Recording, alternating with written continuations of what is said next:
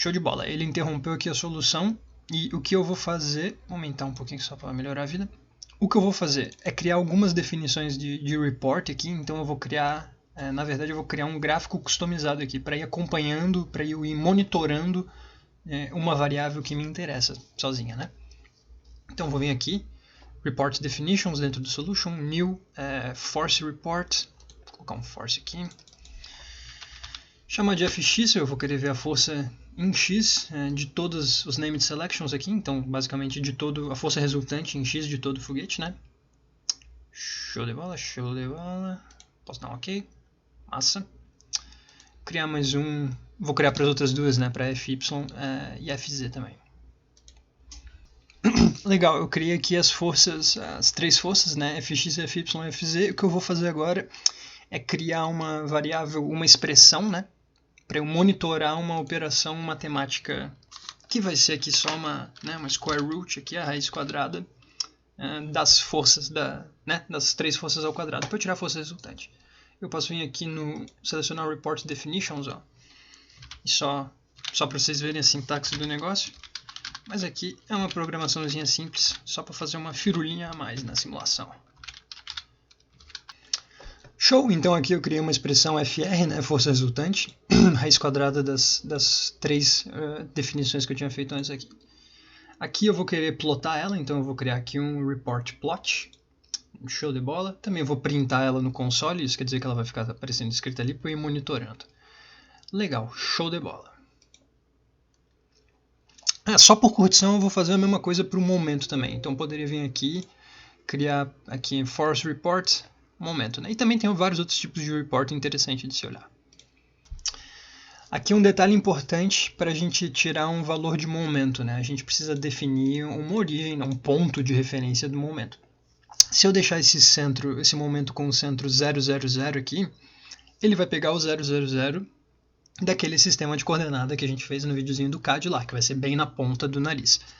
Eu não quero isso não, eu quero ver o momento resultante do foguete com base no CG do foguete mesmo, né? Isso vai ser uma informação legal para estabilidade depois, para esse tipo de coisa. Eu sei de cabeça aí que o CG do foguete é mais ou menos 1,3 metros do nariz. Então fechou, vou colocar isso aí, seguir a vida aqui. Show de bola, então setei um momento ali com relação ao CG do foguete, né? 1,3 metros do nariz. Criei um momento, expressão sempre um momento resultante aqui, MRzinho. Também quero plotar ela num gráfico à parte para a gente ir monitorando. E show de bola, dá um ok, resolvido. Show de bola, para dar um close aqui. Maneiro. Legal, então aqui todas as definições de report que eu criei aqui, né? Se eu for no Monitors agora, isso aqui é outra coisa interessante. Ó. Se eu for no Monitors, eu posso ir no Critérios de Convergência. E agora eu posso adicionar critérios de convergência específicos, né? Por exemplo, vamos dizer que eu quero um critério de convergência para a força resultante que eu criei ali. Posso selecionar ela aqui, colocar um resíduo aqui, beleza, fechou. Só como exemplo, né? Poderia ter feito a mesma coisa para um momento também. Legal. Show de bola. Antes de retomar a solução, né, o cálculo, eu vou fazer mais uma firula que é bastante interessante também, né? Aqui na abinha Calculation Activities. Dá 2 cliques aqui. A primeira coisa legal aqui, ó, a opção do autosave, né? Isso aqui é interessante para, tipo, você pode programar aqui, por exemplo, eu vou rodar 100 iterações, eu vou querer que salve a cada 10, a cada 50. Caso dê algum pau assim no seu computador, principalmente se você vai rodar um negócio de um dia para o outro, de noite assim, vale a pena fazer isso, porque daí pelo menos você vai ter uma resposta parcial, vai poder carregar de volta o seu arquivo e recomeçar daí sem ter que fazer tudo de novo. Mas eu vou setar aqui para salvar a cada 100 interações, que eu vou fazer um negocinho mais diferente aqui. Se clicar no Edit aqui, importante, a gente pode vir aqui no Browse, né, e aqui é interessante fazer uma pasta só para salvar os resultados, tá? Dessa simulaçãozinha, daí ele vai ficar salvando em sequência. Beleza, dá um ok, dá para colocar o nome que você quiser, né? Mas esse botãozinho aqui é bem legal, ó, Data File Quantities aqui. Aí aqui ele vai te mostrar que informações que o solver vai salvar sobre o nosso caso aqui, né? O que ele salva automaticamente é isso daqui e tem todas essas outras opçõezinhas aqui. Isso aqui é interessante para a gente depois na próxima etapa, né, no próximo vídeo do pós-processamento, a gente vai conseguir acessar só essas quantidades que foram salvas aqui, né? Então, por exemplo, se a gente quiser alguma coisa específica, sei lá, vamos achar alguma interessante aqui, que não tenha lá helicidade, vorticidade, isso daqui é interessante para ver, por exemplo, a esteira de vórtice atrás do foguete, esse tipo de coisa. Enfim, se a gente quiser alguma coisa específica, a gente clica aqui, dá um OK, adiciona lá. Beleza, dá um OK, mas o que é mais interessante nessa aba Calculation Activities aqui é essa funçãozinha aqui. Isso aqui por padrão vai estar fora, né? O Automatically Modify Case. Mas o que eu vou setar aqui, ó, seguinte, abrir o Edit. O que eu vou programar aqui vai ser para automaticamente ao longo da resolução do nosso CFD aqui, eu vou querer modificar o caso para incrementar o ângulo de ataque. Foi o que a gente fez no projeto Armação, né? Lá a gente fez um monte de simulações, por exemplo, para um Mach fixo, um Mach 07, como o nosso aqui. A gente simulou para o mesmo Mach vários ângulos de ataque. Então, ângulo de ataque 0, 2, 5, 10. E isso a gente pode fazer usando esse menuzinho aqui do Case Modification, né? Então, o que isso aqui vai fazer basicamente? A gente vai poder criar um comando aqui dentro e executar esse comando a partir do número de iteração X aqui que a gente setar. O Original Settings é isso tudo que a gente fez aqui, né? Então vai ser o nosso Mach 07 com ângulo de ataque de 2, né? 2 graus. Vou querer rodar por 100 iterações, que nem eu tinha rodado antes ali. Até aí tudo igual. Mas agora eu vou criar um novo caso para incrementar o nosso ângulo de ataque para 5, ok? Beleza, como é que eu vou fazer isso, né? O jeito, pelo menos que eu desenvolvi para mexer com esse brinquedinho aqui, foi dar uma olhada aqui no console. E para vocês entenderem, né, o console ele é todo um ambiente programável, né? O Fluent a gente pode realizar tudo sem interface gráfica, dá para programar tudo e mandar rodar só. Mas eu vou aqui em Define Boundary Conditions. Show de bola. Aqui então eu estou olhando para as minhas condições de contorno, que a gente setou aqui do ladinho antes, né? Eu vou abrir o meu Pressure Far Field. Legal. Agora o console vai começar a me perguntar várias informações sobre o setup da condição de contorno do Pressure Far Field. Então, naquele cilindro externo maior fora do foguete, né? Nas Named Selections que a gente colocou ali. Aqui ele está perguntando se eu quero olhar para a zona, para Named Selection Back. Eu, na real, vou querer olhar para Front, por exemplo. Dou um Enter aqui. E agora ele vai começar a perguntar todo o setup. Vamos usar a pressão manométrica? Ok. 0 Pascal, ok. Número de Mach 0,7 é o que eu quero usar mesmo, ok. Temperatura, não me importa. Sistema de coordenada cartesiano, ok. Eu estou só apertando Enter, né? Vamos ao componente X. Beleza. Aí olha só. Esse 0,999 aí, ele é o cosseno de 2 graus, né? Esse 0,035 é o seno de 2 graus, que foi o que a gente setou para colocar um ângulo de ataque de 2 graus ali, né? Aqui eu dou só um OK, ele está me perguntando informações sobre o modelinho de turbulência que não me importam muito. O que é importante para a gente criar um comando que vai ser executado automaticamente aqui é a gente ler no console qual foi a sequência de comandos que eu passei, para a gente poder programar isso daqui aqui. Então, o que eu acabei usando aqui foi, na verdade começa com barra, define BC, BC é a abreviação de Boundary Conditions, ele vai entender aqui sem problemas. Pressure Far Field, legal, né? Foi exatamente o que eu escrevi ali. Colocar o Front, foi a seção que eu olhei. Depois eu vou copiar, que nem eu copiei no Boundary Conditions, né? Exatamente a mesma coisa, só que agora é tudo por programação, né? Gauge Pressure ali, no, 0. Para vocês entenderem, eu estou literalmente copiando esses números aqui, né? Então vou copiar aqui e depois eu volto aí. Show de bola, copiei todos os comandos que eu dei no console na mão aqui, eu escrevi literalmente todos eles aqui. Entenderam a ideia? Então isso aqui vai ser rodado automaticamente ali. Agora, o que eu tenho que fazer para mudar o meu caso? Se, por exemplo, se eu quero manter o meu Mach de 0,7 constante e eu quero mudar o ângulo de ataque, eu tenho que mudar esses dois números aqui, né, que são os componentes da velocidade do vento ali. Para um ângulo de ataque de 5 graus, o cosseno vai dar esse número aqui, 996, e o seno vai dar 0,87.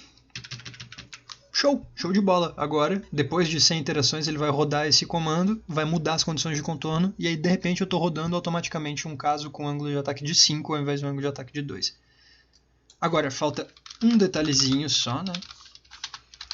A gente tem que a gente setou aqui todas as condições para o front, só que agora a gente tem que copiar do front para os sides e para o back, né? Então aqui é exatamente o mesmo esquema, né? Se a gente ver aqui no Boundary Condition, se eu apertar um Enter aqui, ele vai me dar a opção Copy BC, vou clicar nela aqui, Copy BC, Copy from front, Copy to back e to sides. Fechou, então um comando super simples aqui, né? E para vocês sacarem, né, não precisa toda vez escrever no console aqui, eu só escrevi no console no videozinho para mostrar para vocês como descobrir quais são os comandos aqui, né? Mas isso aqui eu já sabia de cabeça, se tu já sabe de cabeça, tu pode só vir aqui e dá-lhe, tacar-lhe pau, né? Front, back, sides, resolvido. Tá, então aqui, tive que pausar aqui, mas ó, copiei aqui, defini o comando de copiar as condições de contorno, e a última coisinha a fazer é a gente não se esquecer de colocar o número de iterações aqui, né? Então, entendam assim, as settings originais com ângulo de ataque de 2 vão rodar por 100 iterações, depois o Fluent vai ler esse comando, vai mudar o ângulo de ataque, depois o Fluent vai ler esse comando e vai copiar as condições de contorno do front para o back para os sides, e aí depois de tudo isso tem que rodar por mais 100 iterações. Show de bola? Resolvido. Não preciso aqui adicionar nenhum comando para inicialização. Então o que vai acontecer? Eu vou rodar um caso com 200 iterações, né? E a cada 100 iterações ele vai salvar. Então a gente vai salvar um caso para o ângulo de ataque 2, outro caso depois de 100 iterações para o ângulo de ataque de 5. E aí aqui eu estou fazendo só 2 casos, mas poderia, por exemplo, fazer um... Se a gente olhar aqui o arquivo original da armação, exatamente o mesmo esquema, só que olha aqui, por exemplo, a gente começava com o ângulo de ataque de 0, ia para o ângulo de ataque de 2, de 4, de 8 e de 12. Cada um deles rodava por 250 iterações, eu usava um computador mais potente. E aí só dar um play, deixava rodar de noite, fechou. Resolvia 5 simulações num botão só, né? Num run só. Então isso é bem legal, bem otimizadinho. Show de bola. Agora não dá para esquecer da gente inicializar de novo, né? Só para apagar os dados antiguinhos da simulação que estava rodando antes. E show, ele inicializou, agora a gente pode ir no Run Calculations. Agora percebam aqui que o número de iterações a gente não pode mais setar, ele está rodando automático, tá? Ele está rodando automático porque a gente setou o número de iterações dentro do Calculation Activities ali quando a gente passou os comandos. Mas tá tudo certinho, dá para só vir aqui, dar um play que vai ser resolvido. Mas show ali, cliquei para rodar aqui, só tá no meio, rodou 17, só para comentar um pouquinho do que acontece, né? O console vai printando as informações e agora reparem que está aparecendo o MR, né? O momento resultante e a força resultante. Aqui tem duas porque eu cliquei 2 vezes no botão sem querer. No finalzinho aqui ele põe uma previsão de quanto tempo ele acha que vai demorar para resolver as iterações. Ele está chutando 20 minutinhos aqui para resolver 100 iterações no meu computador. Aqui eu gosto de deixar aberto também o gerenciador de tarefas, só para vocês verem como o negócio é pesado, né? Mesmo essa malha sendo pequenininha e eu tocando poucas iterações, fazendo um modelinho leve até, ele está usando quase todo o CPU e quase toda... Na verdade isso aqui é todo o CPU e quase toda a memória. Mas o interessante aqui é ver o comportamento dos resíduos, também as funçãozinhas que a gente criou customizadas, né? Dá para ver que mesmo com poucas iterações parece que a força resultante já está se assentando em alguma coisa, mas aqui o momento resultante ainda não, né? Talvez então precise de mais iterações para a gente ver o que vai acontecer com esse momento. Por isso que é interessante manter variáveis customizadas para a gente poder observar certinho o que está acontecendo. Inclusive, né, a força resultante aqui já está tão niveladinha que o console até deu um aviso de que já convergiu, mesmo com 20 iterações. Então parece que foi um critério de convergência meio fraco, né? Mas show de bola, quando estiver pronto aí, aviso para vocês. Aqui ó, fiz uma cagadinha, só para vocês se ligar. Todo mundo faz cagada, é totalmente normal, não tem problema. Mas aqui o que aconteceu? Até muita sorte, né? O que aconteceu foi assim, aqui nós temos um gráfico dos resíduos, esse aqui é a primeira solução, ângulo de ataque 2, que nem a gente acabou de setar ali. Aqui dá uma olhada na força, ó, a força continua bem convergida, pá, tudo bem. O momento, depois de umas 50 iterações, começou a se estabilizar, show de bola. E pô, o que é esse pulão aqui gigante? Deu errada a solução? Não, deu nada errado. O que aconteceu foi que passou 100 iterações, e aqui o que aconteceu, ó. Ele começou a executar o código do ângulo de ataque 5, né? Ele passou aqui aquele programinha, aquele prompt que eu tinha dado, pá. Depois ele copiou, show de bola. Mas a treta que aconteceu foi que ele não fez isso na iteração 100, ele fez na 98. porque na iteração 98 os meus resíduos convergiram. Aqui, ó, lembrem que o critério, acho que eu até consigo mostrar aqui, o critério para convergência dos resíduos, a maioria deles é 1 na menos 3 aqui. E todos eles aqui na iteração 97 estavam quase nisso, só faltava esse primeiro aqui, que é a equação da continuidade, né, da massa. E na equação 98 ele chegou, aqui no n na menos 4, convergiu. Só que eu esqueci de mandar ele salvar o arquivo automaticamente quando convergisse ali. Então, o que aconteceu foi que a solução convergiu e não salvou na pastinha aqui, né, não salvou o caso... o ângulo de ataque 1. Ela atualizou direto para o ângulo de ataque 5. Então, infelizmente, perdi 17 minutos da minha vida. Eu vou ter que rodar de novo. Daí, o que eu vou fazer, só para fazer um pouquinho diferente, o que eu vou fazer é desativar a convergência desses critérios aqui, beleza? Então, aqui, ó.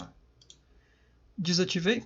Agora, ele não vai checar a convergência de nada, sacou? Ele vai só rodar sem iterações. Ah, também não posso esquecer aqui, ó. Tem que vir aqui e desativar esse daqui. Show de bola. Desativei todos os critérios de convergência. Então a solução nunca vai convergir, tá? Ela vai só rodar sem interações e depois vai para a próxima.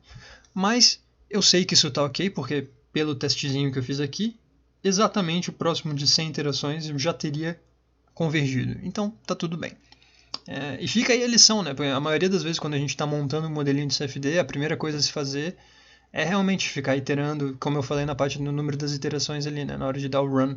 Ficar chutando os números de iteração, ver quando que ela itera, ver esse tipo de coisa aqui que, pô, a força é bem rápido, tá se estabilizando. Um momento não, um momento só depois. Então, beleza, vou fazer essa mudancinha aqui. E aqui é bem simples, eu não tenho que me preocupar em muita coisa não. Vou só dar um Start Calculation Over aqui. E ele vai pagar tudo e refazer tudo. Show de bola. Quando estiver pronto eu mostro pra vocês aí. Show, agora sim, finalmente deu tudo bom, deu tudo certo. Rodou aqui os dois casos, né? Dá pra ver que são dois casos pela curva dos resíduos aqui, né? Primeira situação aqui com 2 graus, ângulo de ataque de 2 graus, e depois atualizou para o ângulo de ataque de 5. Toda vez que atualiza vai dar um pulão nos resíduos mesmo, porque pô, de repente mudou uma condição de contorno, todo o escoamento vai ter que se adaptar a essas novas forças motrizes ali, né? Então vai mudar bastante coisa mesmo. Mas, dando uma olhada, né, só se ligando que esse gráfico aqui tem escala logarítmica, né, então essas retas aqui na real um decrescimento bem mais rápido que isso. Os dois chegaram mais ou menos no mesmo patamar. Esse daqui, o caso de 5, ficou um pouquinho maior, deu uma osciladinha maior, mas é comum, ele teve uma inicialização mais brusca, né, ele partiu direto de um negócio aqui próximo. Mas essa técnicazinha de ficar fazendo esses casos, incrementos de ângulo de ataque em escadinha, funciona bem, foi bem legal. Pra vocês darem uma olhada aqui no resultado da força, bastante similar, né? Aqui primeiro, pro caso de 2, ela dá uma estabilizada em mais ou menos 200 e pouquinhos newtons. Pro ângulo de ataque de 5, né? Ela dá uma estabilizada em mais ou menos 600. Aqui dá pra ver certinho, né? 600 newtons e 8,86. E ela estabiliza razoavelmente rápido, né? Aqui em menos de 40 iterações, mais ou menos, ela já atingiu o patamar. O momento é um pouquinho mais demorado. Aqui dá pra ver no comecinho, ele demora um pouquinho para estabilizar, né, o momento resultante, e depois quando vai pro próximo ângulo de ataque, ângulo de ataque de 5, ele dá um saltão também. Então, é interessante fazer esse incrementinho do ângulo de ataque, dá para resolver várias simulações numa tacada só. Aqui demorou menos de 1 hora e eu já tenho 2 casos aqui, né, e foram salvos automaticamente aqui na pastinha, né? Ele vai salvando 2 parezinhos de coisa, o ponto CAS e o ponto DAT, e ele vai fazendo a mudancinha com esse númerozinho aqui. Esse númerozinho aqui quer dizer quantas iterações. Então, esse daqui foi salvo depois de 100 iterações, então eu sei que esse aqui é o ângulo de ataque 2. Esse aqui foi salvo depois de 200 iterações, eu sei que ele é o ângulo de ataque 5. Então tem que ter noção dessas coisas, né? Eu sei porque eu programei o Calculation Activities ali e eu lembro. Também dá para salvar na mão aqui, né? Se a gente vier no File Write, dá para salvar o ponto Case e o ponto Data, os dois ao mesmo tempo. O Data é o dado bruto mesmo dos resultados, a gente vai usar no próximo vídeo, no pós-processamento. E o Case, se a gente carregar, a gente vai abrir todo o Fluent de novo e chegar nesse ambiente aqui. Show! Agora sim, é isso aí. Fechou o assunto do solver, com certeza é o mais tramposo de todos aí. Beijos e forte abraço.